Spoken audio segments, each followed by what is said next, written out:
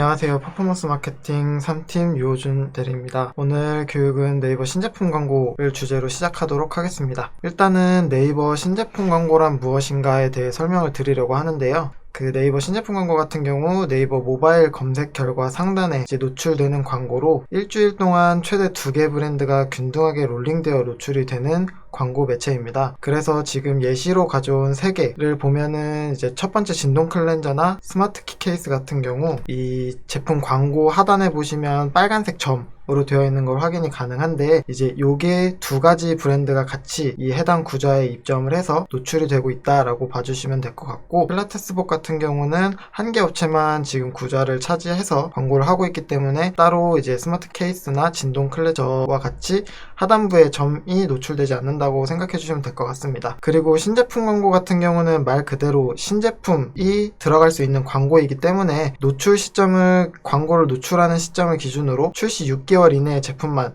입점이 가능한 광고 매체입니다. 신제품 광고의 집행 프로세스는 다음과 같은데요. 이제 입찰 구좌를 조회하고 정기 입찰, 그 다음 낙찰, 구매 확정, 광고 집행, 집행 종료, 이런 순으로 진행이 되는데, 신제품 광고를 진행하기 위해서는 아무리 우리가 출시한 제품이 신제품이다 라고 하더라도 네이버에 이 해당되는 구좌가, 제품의 구좌가 없으면 광고를 진행할 수가 없어요. 그렇기 때문에 광고를 진행하고자 하는 의견이 있다면 입찰에 참여하기 전에 입찰 구좌가 있는지 먼저 조회를 해야 되고, 그 다음에는 이제 정기 입찰을 통해서 낙찰이 된 업체는 이제 광고를 진행할 수 있습니다. 그 각 키워드로 이제 입찰 구좌를 조회할 수 있는데, 각 키워드마다 2개 구좌로 이루어져 있으며 각 키워드 검색량, 우리가 네이버 광고 시스템에서 키워드 도구 통해서 검색량을 확인할 수 있는데, 마찬가지로 이 신제품 광고의 금액 책정 역시 그 키워드의 검색량에 따라 최저 입찰가가 결정이 되고, 최종 낙찰 금액은 이제 경쟁에 따라서 결정이 되는 부분입니다. 키워드 그룹은 이제 대표 키워드와 유사 키워드로 구성되어 있고, 주간 단위로 이제 같은 대표 키워드 그룹이더라도 주간 단위로 변동이 될 수 있습니다. 이제 신제품 광고 입찰에 대한 구체적인 일정을 설명드리려고 합니다. 이제 보시면은 정기 입찰 개시일이 이 예시 화면으로 8월 29일에 있고, 노출은 9월 18일. 그러니까 노출이 되기 3주 전 화요일 0시에 입찰이 오픈이 되고, 2주 전인 월요일 24시에 입찰이 최종 마감이 됩니다. 그리고 낙찰은 월요일 24시에 마감이 되기 때문에 화요일 오전부터 확인이 가능하고, 낙찰 당일에 캠페인 등록을 하지 않으면 입찰이 자동 취소 처리가 됩니다. 그렇기 때문에 이제 신제품 광고를 진행하시게 되면 이제 낙찰이 되는 날 꼭 체크를 해두셨다가, 낙찰이 되면 캠페인 등록을 먼저 진행을 해주셔야 됩니다. 그리고 캠페인이 등록 완료된 후 재입찰까지 종료된 이후에 이제 광고 입찰을 취소하게 되는 경우 이제 위약금이 발생이 되는데, 이때 발생되는 위약금은 100% 위약금이 발생되기 때문에 광고주와 같이 이제 네이버 신제품 광고 관련해서 진행을 하게 될 때는 항상 위약금 관련된 내용은 사전에 공지를 잘 해주셔야 되는 상황입니다. 그리고 광고를 그러니까 노출을 하고 있던 상황에서 광고를 중단하는 경우는 이미 광고 노출이 시작됐기 때문에 네이버 입장에서는 다시 입찰하는 업체를 모집할 수 없기 때문에 구매 금액의 전액을 그냥 청구가 되는 상황입니다. 그렇기 때문에 환불이 되지 않는 상황으로, 이런 부분도 사전에 미리 숙지를 하고 계시다가 뭐 광고주에게 제안을 한다던가, 아니면 광고주와 신제품 광고를 진행하기로 하여서 진행을 할 때 조금 안내 및 참고를 해주셔야 될 것 같습니다. 아까 서두에 말씀드렸듯이 신제품 광고를 진행하고 싶다고 하더라도 우리 제품에 대한 키워드가 없으면 신제품 광고를 진행할 수 없다 라고 말씀을 드렸는데, 이제 그렇다면 어떤 제품이 신제품 광고로 들어갈 수 있는지를 찾아야 되는 상황이잖아요. 그때는 이제 네이버 신제품 광고는 NOSP라는 플랫폼을 활용을 하는데, 이제 NOSP의 신제품 검색 입찰 부분에 들어가 보면은 지금 빨간색 박스 체크한 것처럼 전체 키워드 그룹을 다운로드 할 수 있어요. 이거를 다운로드해서 파일을 열면 지금 이제 하단부에 보이는 엑셀 시트로 정리되어 있듯이 이 파일을 확인 가능한데, 이 부분에서 내가 들어가고자 하는 제품이 있는지 이 부분을 확인한 후에 뭐 광고주에게 제안을 하던, 광고주와 이야기 후에 진행을 할 때 입찰에 참고를 하시면 될 것 같습니다. 네이버 신제품 광고를 진행하기 위해서는 아까 말씀드렸던 입찰 구좌를 조회해서 광고주에게 제안을 하고 진행하기로 결정이 되었다 라고 하면은 이 NOSP 플랫폼의 광고주, 그러니까 브랜드가 등록이 되어 있어야 됩니다. 그래서 이제 고객사 관리 부분에 신규 등록을 통해서 광고주 브랜드를 등록을 해 주시면 되고요. 이제 그 다음에는 가장 중요한 입찰을 들어가야 되는 부분인데, 이제 네이버 신제품 광고 입찰하는 있는 화면이 지금 보시는 화면하고 동일한데요. 지금 보이는 빨간 박스에 있는 거는 그냥 제가 예시로 그냥 보이는 대로 아무거나 누른 화면인데, 내가 들어가고자 하는 키워드의 구절을 조회하면 최근 낙찰가, 그러니까 바로 직전에 낙찰이 되었던 금액이 되겠죠. 이제 그 금액에 대한 표시가 되기 때문에 광고주와 이제 입찰가를 협의를 할 때 이제 이 부분을 참고해서 진행을 해주시면 될 것 같아요. 그리고 그 밑에 부분을 보면은 최저 입찰가라는 게 있어요. 그래서 아까 말씀드렸듯이 각 키워드들의 그 검색량에 따라서 최저 입찰가가 결정이 되고, 최저 입찰가보다 낮게 입찰은 들어갈 수 없고 이상으로 입찰이 들어가야 되고, 만약에 처음에 아까 필라테스복 예시로 가져왔던 업체처럼 단일 업체만 이제 구좌에 입찰이 들어간다라고 하면은 최저 입찰가, 내가 드럼 세탁기를 예로 들면 지금 최저 입찰가가 131만원인데 내가 150만원에 입찰을 들어갔다 하더라도 최종 낙찰되는 업체는 나 하나기 때문에 131만원에 낙찰된다 라고 생각해 주시면 되겠습니다. 그리고 이제 잘 아시다시피 2개 이상의 업체가 낙찰을 하게 되면 A 업체가 180만원, B 업체가 150만원, 그리고 C 업체가 130만원에 낙찰을 하게 되면 B 업체의 낙찰가인 150만원에 A 업체와 B 업체 모두 낙찰이 된다라고 봐주시면 되겠습니다. 그리고 이제 키워드 그룹인데요. 지금 이전 화면에서 키워드 그룹에 드럼 세탁기 16 괄호치고 16개, 그리고 파란색으로 되어 있는 글씨를 보실 수 있어요. 그래서 이 글씨를 클릭하면 다음과 같이 이제 키워드에 대한 그룹 정보가 나와요. 그래서 이제 이 키워드에 내가 입찰을 해서 광고를 진행하면 어떤 키워드를 검색했을 때 노출이 되는지 이 부분이 확인이 가능하고, 이 키워드들의 아까 말씀드린 기준 조회수는 몇 회인지 이 부분이 확인이 가능합니다. 아까 이 화면에 다시 들어가면 우측 부분에 입찰 등록이라는 화면 그 버튼이 있어요. 그래서 입찰 등록을 들어가시면 다음과 같은 화면이 나오고, 선택 부분에서 이제 내 광고주를 선택해 주시면 되고, 내가 들어갈 입찰가 를 선택해 주시면 됩니다. 광고주랑 협의한 금액이 최저 입찰가면 최저 입찰가를 입력해 주시면 되고, 다른 금액이 있으면 그 금액을 입력해 주시면 됩니다. 그리고 재입찰 참여 여부는 오프를 해놓으면 당연히 내가 미낙찰이 되었다가 다른 업체가 이제 낙찰되었지만 광고 집행을 포기하는 경우에 내가 다시 입찰을 들어갈 수 있는 기회에 대한 부분이에요. 그래서 ON을 해놓으면 다시 들어갈 수 있는 부분이고, 오프를 해놓으면 당연히 다시 들어갈 수 없다라는 이야기입니다. 그렇게 해서 만약에 신제품 광고의 낙찰이 최종 완료가 되면 캠페인 등록 후에 당연히 소재를 등록해야겠죠.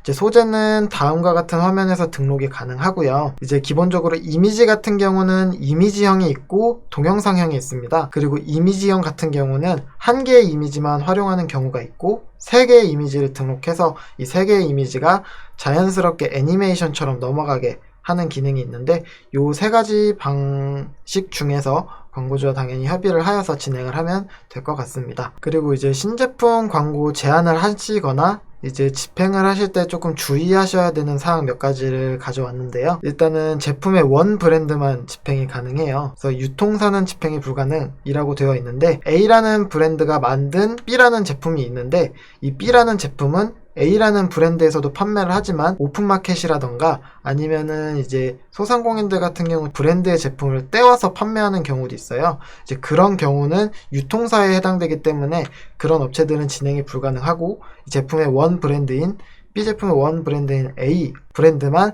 광고를 집행할 수 있다는 이야기입니다. 그리고 이제 제안하고 하거나 집행하고자 하는 제품의 출시일, 아까 이제 출시 180일, 6개월 이내의 제품만 가능하다 라고 이야기를 드렸었는데, 이 부분에 대한 체크가 필요해요. 그래서 만약에 이 부분이 체크되지 않은 상황에서 6개월이 넘어가 버리면 광고 내가 입찰을 들어가서 낙찰은 되었지만 광고 집행을 실제로 할 수 없는 경우가 발생되기 때문에, 이런 불상사를 미연에 막기 위해서는 그 제품의 출시일을 꼼꼼하게 잘 체크하는 것이 중요합니다. 그 다음 이제 아까도 위약금 규정에 관련돼서 광고주에게 잘 안내를 해주는 게 중요하다라고 말씀을 드렸는데, 이제 위약금 규정 같은 경우는 이제 기본적으로 100% 적용이 되는 부분이기 때문에 이제 광고주한테 이 위약금이 발생되는 일정, 사유에 대해서 정확하게 본인도 이해를 하고 계셔야 되고, 광고주에게 안내를 해줄 필요가 있습니다.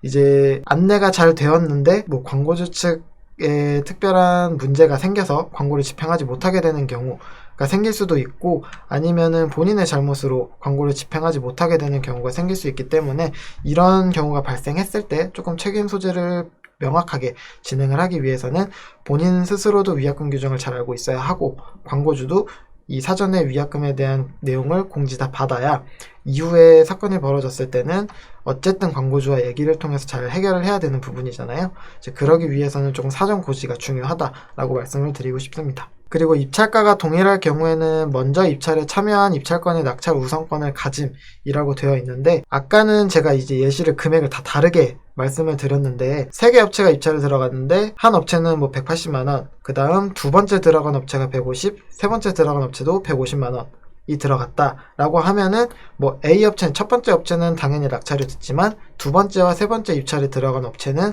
같은 입찰가를 사용해서 입찰을 들어갔기 때문에 어디에게 우선순위를 줘야 되냐, 이런 부분에 있어서 이제 네이버에서는 먼저, 조금이라도 먼저 입찰에 참여한 업체에 우선 낙찰 기회를 준다 라고 명시가 되어 있는 부분이에요. 그래서 만약에 신제품 광고를 준비할 때 조금 모니터링을 하다 보면은 경쟁이 치열한 키워드 그룹이 있고, 사실 경쟁이 상대적으로 치열하지 않은 키워드 그룹이 있어요.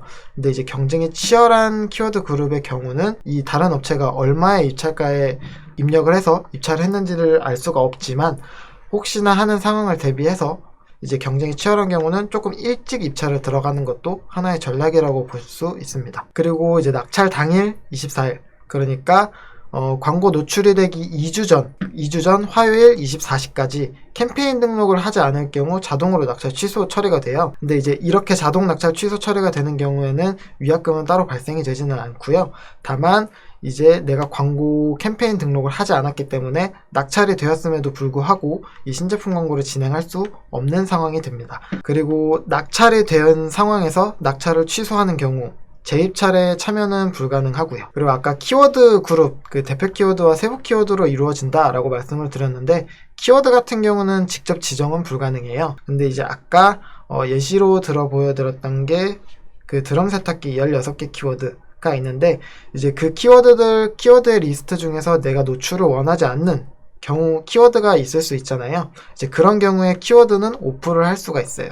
다만 새로 원하는 키워드를 추가를 할 수는 없다 라고 알고 계시면 될 것 같습니다. 그리고 신제품 광고 아까 소재 부분에 서브링크 2개를 활용할 수 있는데, 그 중에서 하나는 꼭 상세보기나 신제품 리뷰를 필수로 포함해야 된다라는 소재 등록의 조건이 있습니다. 그리고 신제품 광고로 직접 구매 전환되는 데이터는 NOSP 상으로는 확인이 불가능해요. 그래서 이제 실제 제가 집행을 했을 때는 이 전환 데이터를 NOSP 상에서 측정이 불가능했기 때문에 이제 스마트 스토어로 광고가 진행되는 경우는 스마트 스토어 센터에서 제공되는 정보를 통해서 이제 매칭, 그러니까 내가 광고를 진행한 키워드들과 매칭을 시켜서 그 데이터를 추산한 적이 있었고, 이제 다른 업체 같은 경우는 이제 자사몰로 진행을 했기 때문에 이제 구글 애널리틱스 UTM 코드를 심어서 전원을 추적한 사례가 있었습니다.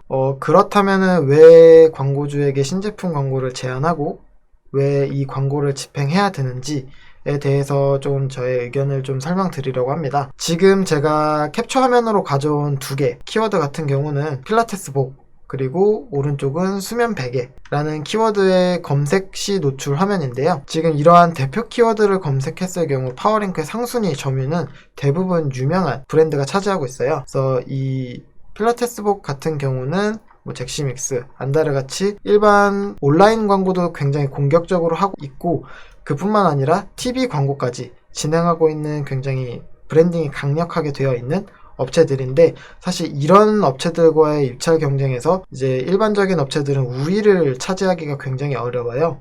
그리고 이제 입찰 경쟁에서 우위를 차지하여서 이 상단에 노출이 되고 있다고 하더라도, 아무래도 사람들, 고객들 같은 경우는 검색을 했을 때 가장 먼저 들어가게 되는 사이트는 이제 조금이라도 내 머릿속에 브랜딩이 되어 있는 업체의 업체의 사이트를 먼저 들어가게 되다 보니까 입찰 경쟁에서 조금 과하게 비용을 사용하면서 우위를 차지하더라도 브랜딩 차이로 인해 큰 광고 효과를 기대하기 어려운 경우가 굉장히 많아요. 이제 그렇기 때문에 네이버 신제품 광고를 제안하는 건데요. 신제품 광고 같은 경우는 이제 대표 키워드의 경우 파워링크에서 상단을 노출 진행하기 위해서는 이제 파워링크에서는 클릭당 비용이 굉장히 높게 나오게 되지만, 이 신제품 광고 같은 경우는 내가 낙찰이 되어서 광고로 노출하고 있으면 모바일로 검색 시 최상단에 노출이 되기 때문에 이제 대표 키워드를 검색을 했을 때 사람들에게 조금 더 이런 우리 업체가 이런 제품을 새로 출시했다 라는 거를 좀 알릴 수 있는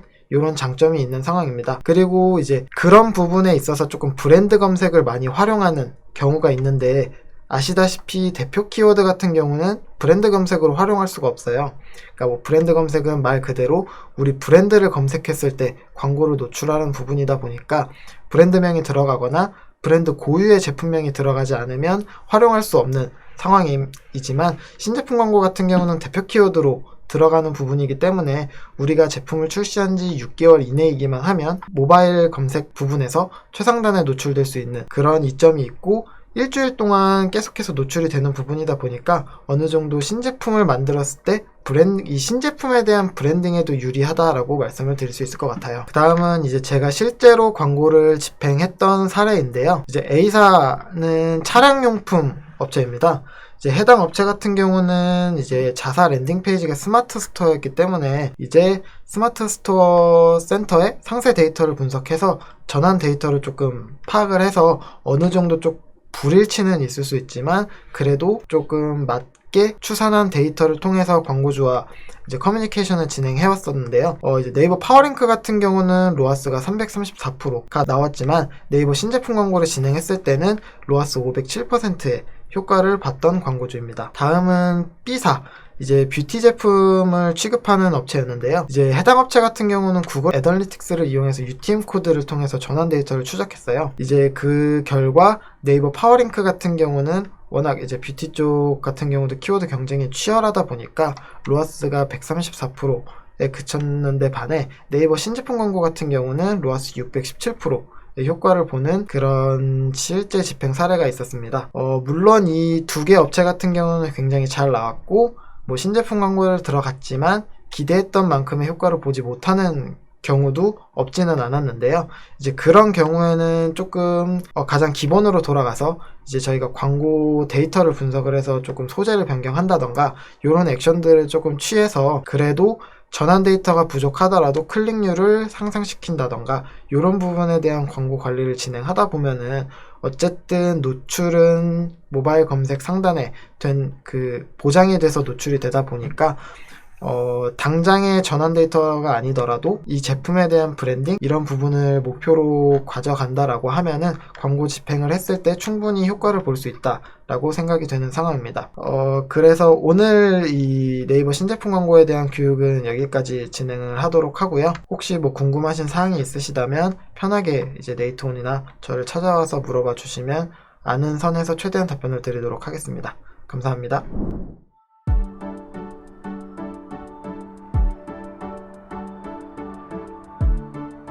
구독과 좋아요는 컨텐츠 제작에 힘이 됩니다.